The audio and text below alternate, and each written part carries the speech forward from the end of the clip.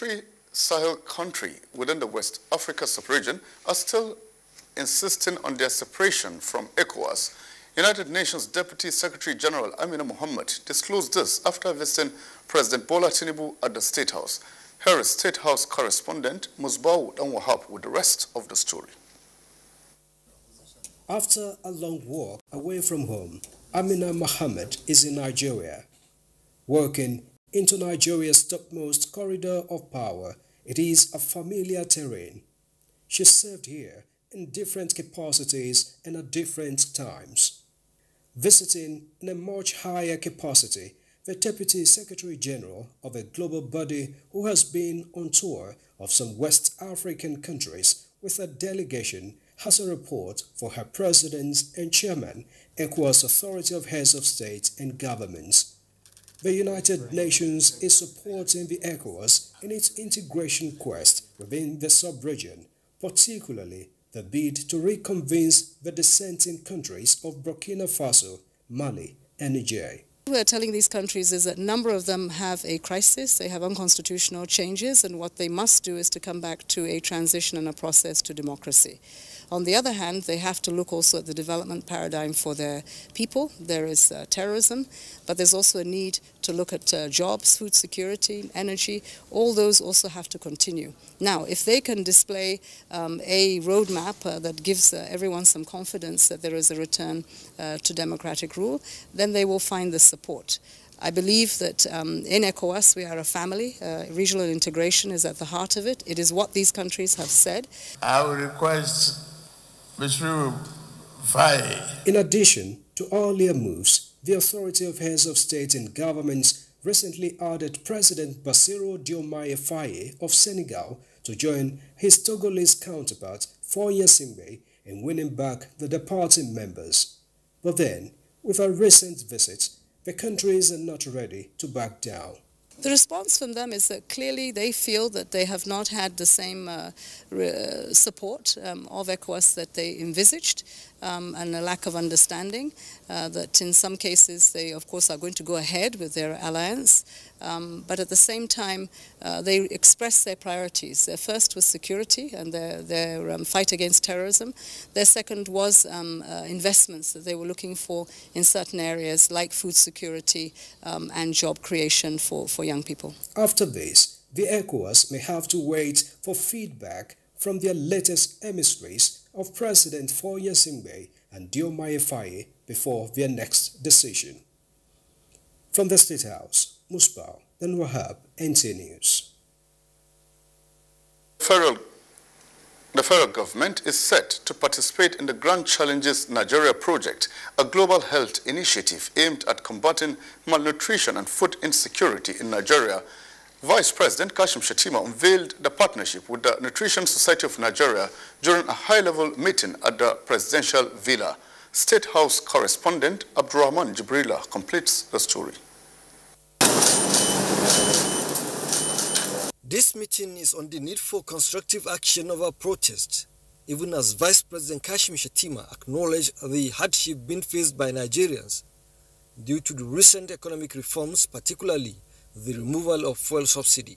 And as part of the government's response to the nutritional crisis, Vice President Kashim Shettima reiterated the government's commitment to the Nutrition 774 initiative, explaining that the program is carefully designed to incentivize positive changes across communities.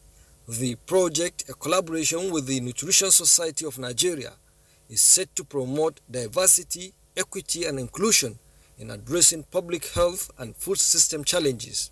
Leader of the delegation, Professor Hafiz Abubakar, appealed to the Vice President as the chairman of the Nutrition Council of Nigeria to spearhead the government's component of the project and harmonize ministerial support for it. These are times for looking for solutions, not for protests.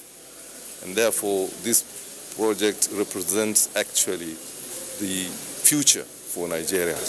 The project, which is largely funded by the Bill and Melinda Gates Foundation, provides context on the initiative's global impact, as since year 2003, the Gates Foundation has invested more than $1.6 billion in health and innovation projects across 118 countries. From the State House, Abraham Jibrila, NTA News.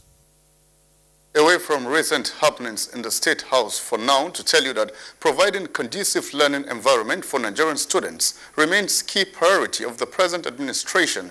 Minister of Education, Professor Tahir Mamman, restates this during a dialogue with leadership of the National Association of Nigerian Students, NANS, on challenges facing the sector. Zinred Dingmon completes the report. Leadership of NANS voicing challenges as it affects them. But first, they acknowledged various policies being implemented by President Bola Tinubu to elevate standard of education in the country. But they call for more interventions in the areas of security, electricity, transportation, and food security. We want to use this opportunity too, that as students, as we have resolved to be law-abiding, not to cause chaos in our society, or not to join those who want to cause chaos in our society. We want to, through the Honorable Minister and the SSA to the President, to please tell President Tinubu to put more attention as well to the student constituency. Professor Mamman appreciates good conduct of the students, as he says all issues raised are currently being tackled. He pledges to ensure that policies regarding education are given optimal attention. The President had made it very clear to everybody and to us in the ministry that he wants stability in the education system.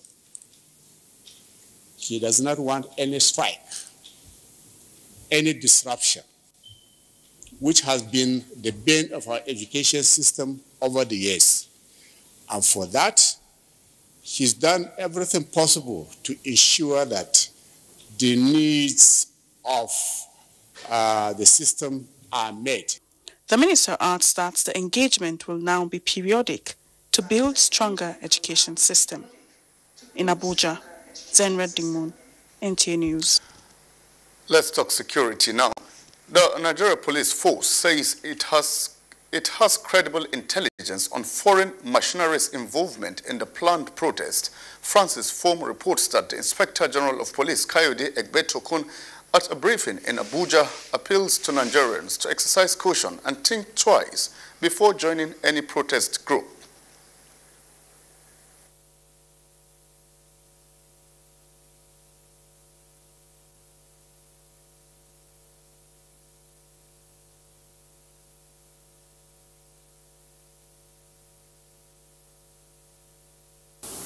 We issue a stern warning to clandestine groups plotting to destabilize the country and hoodlums seeking to exploit protests for their criminal agendas. We will not tolerate the killing of innocent citizens, destruction of public infrastructure and private property, or looting of private businesses.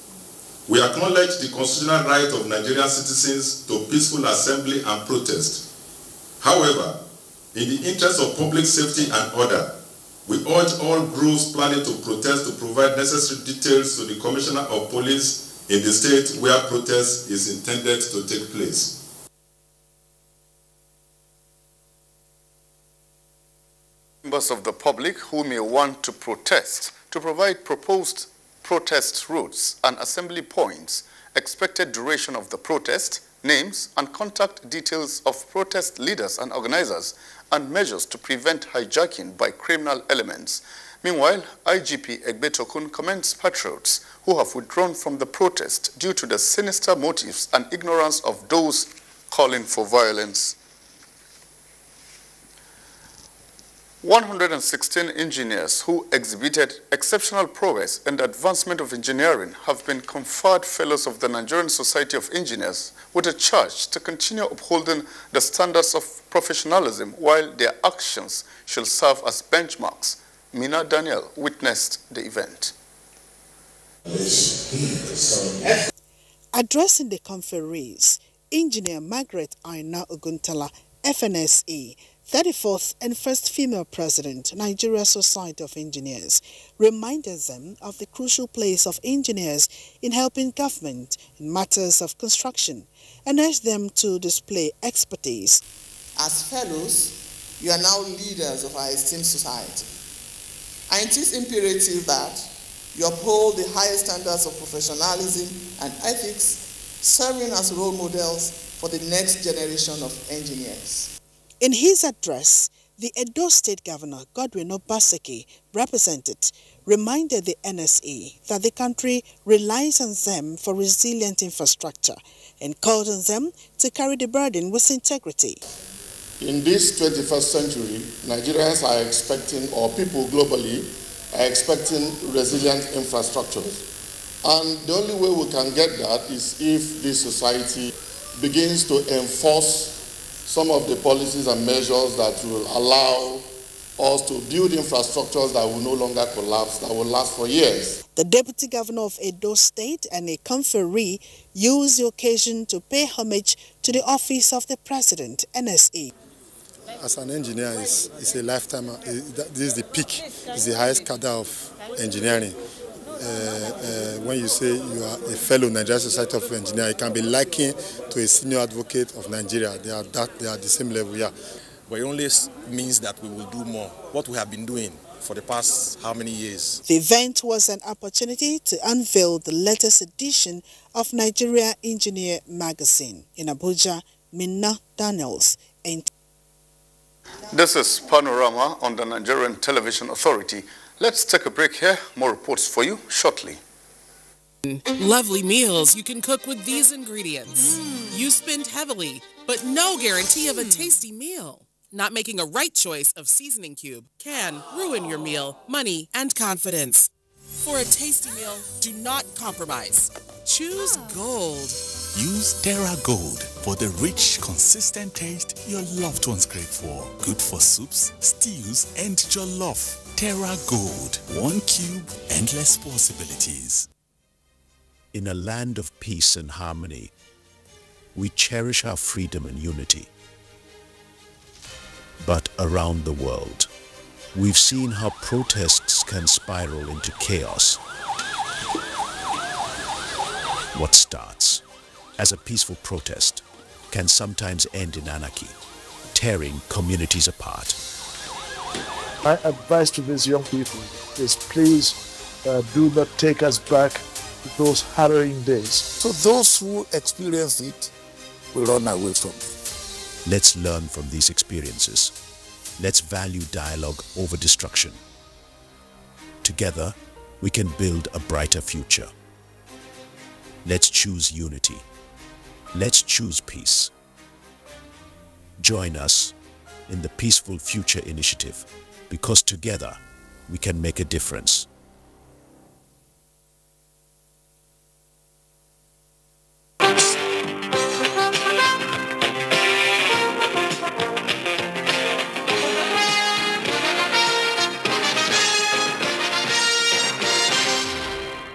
Formed into a state where everyone finds a place to call home. Thanks to the gradual return of peace, this transformation is attributed to the de-radicalization and resettlement of repentant insurgents through the Borno model, reintegrating them into the community, with many more willingly surrendering and choosing the path of peace. Zainab Adam will now tell us more. The Borno model of reintegration launched on July 5th, 2021, with 9 men, 11 women and 13 children, totaling 33 surrendered, has seen 155,000 repentant insurgents undergone deradicalization training with a focus on livelihood skills and community reintegration. The program's success is attributed to a multi-sectoral approach, engaging security personnel, community leaders, and government agencies who screened, categorized, and trained the repentant insurgents in various skills like tailoring, shoe and cap making, amongst others. I learned barbing as a trade, and I'm even doing it right here in the camp. Stakeholders praised the program's impact, noting a significant change in the repentant insurgents' perception of religious knowledge and education. There's genuineness in their behavior. They have been with us for a while. They have undergone all the mental health and psychosocial support. Their children were placed in temporary learning spaces where they acquire the basic knowledge of education, which used to be haram. Now they will tell you Boko is halal. We are achieving a lot, And if I can relate it to what had happened in Goza just a few days ago, they have contributed immensely in controlling the incident and also in trying to see that we are able to see we halted further occurrence of that incident.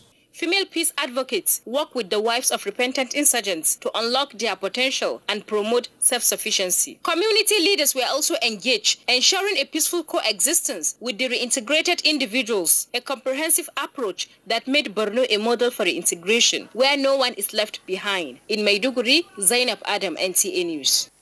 Thanks for that background report, Zainab. Now, joining us on the discussion is a security expert, a retired military general who is also a special advisor to Governor Zulum on security, General Abdullah Sabi Ishaq, who will share insights and experiences, offering a comprehensive view of how these initiatives are reshaping narratives of recovery and resilience in Borno State. Sir, it's really great to have you on Panorama today. Thank you very much. Okay, let's begin by knowing how the Borno model of reintegrating repentant insurgents differ from other approaches in addressing post-conflict reconciliation and stability. The Borno model is a non-kinetic approach introduced by His Excellency the Governor of Borno State, Professor Babagana Umara Zulum, to address the endless killing of innocent citizens in Borno State.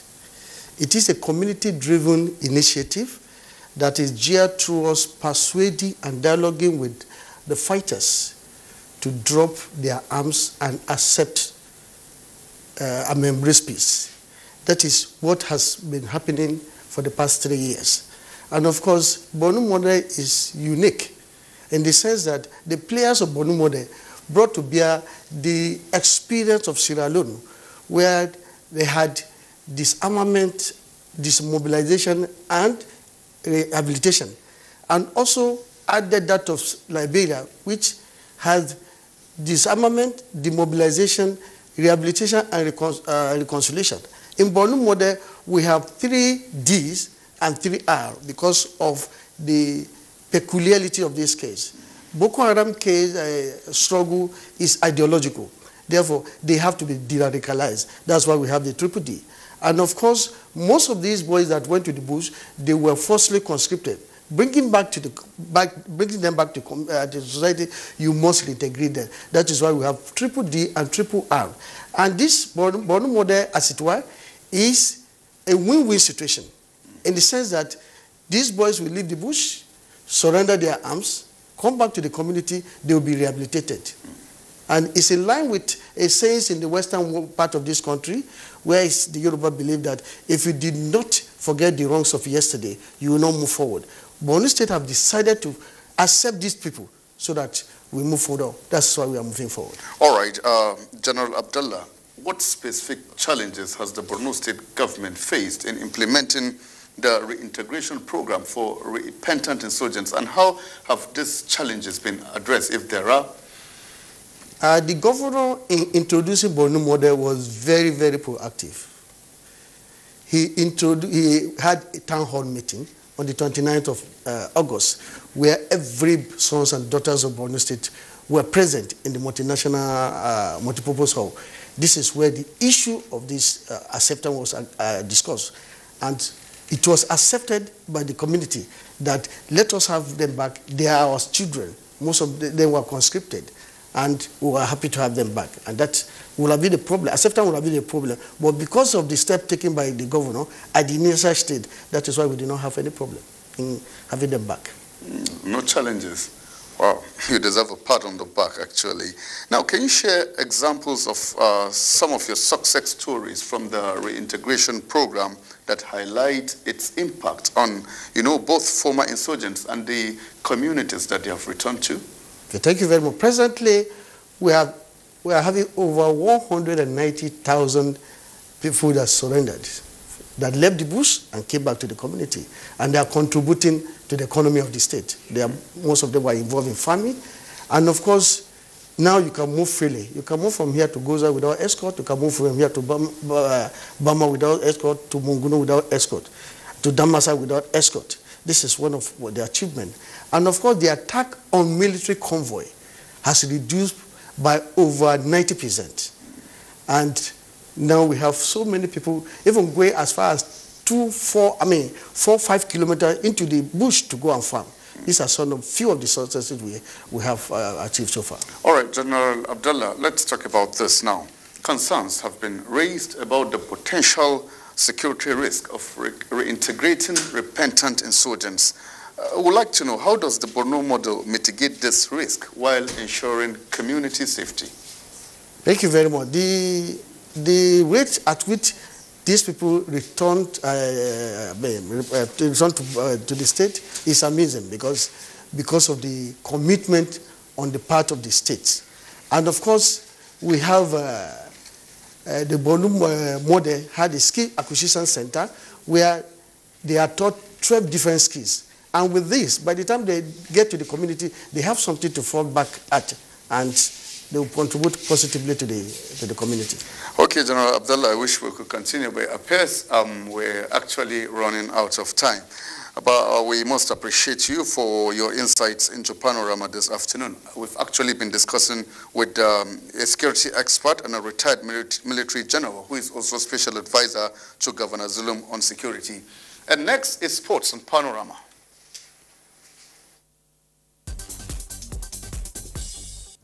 Meanwhile, Nigerian tennis stars Quadri Aruna and Omotayo Olajide will today begin their medal quest in the men's single as both players will face Iran and Romania. Away from the Olympics, as part of an effort to harness more young, vibrant players and prepare them for Spain tour, the Nigerian Premier Football League NPFL Under-17 Youth Assistant Coach Ken Chukwu says the NPFL Under-17 selected players from different backgrounds will make the country proud after a 2-2 friendly match draw against Abuja club Access Football Academy at the main bowl of Moshood Abiola National Stadium.